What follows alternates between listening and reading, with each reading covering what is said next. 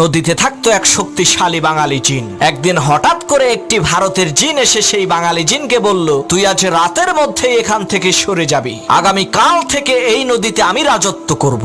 ভারতের জিনের এই ধমকি শুনে বাঙালি জিনটি একটি জেলের কাছে গিয়ে বলল, ভাই তুমি যে এই নদীতে মাছ ধরো, আজ পর্যন্ত আমি কি তোমাকে কোনো কষ্ট দিয়েছি? জেলে বলল, না তা তো দেন নাই। তখন সেই বাঙালি জিন বলল, তাহলে আজ রাতে তুমি আমাকে একটু সাহায্য করবা, আমি ভারতের এক জিনের সাথে লড়াই করব। তখন আমি তোমাকে ডাক দিয়ে বলবো, বড় ভাই আপনি আসেন। তুমি তখন বলবা, ওরে ধর আমি আসতেছি। জেলে বলল, ঠিক আছে। কথা অনুযায়ী রাতের বেলা বাঙালি জিন আর ভারতের জিনের মধ্যে তুমুল লড়াই শুরু হয়ে গেল।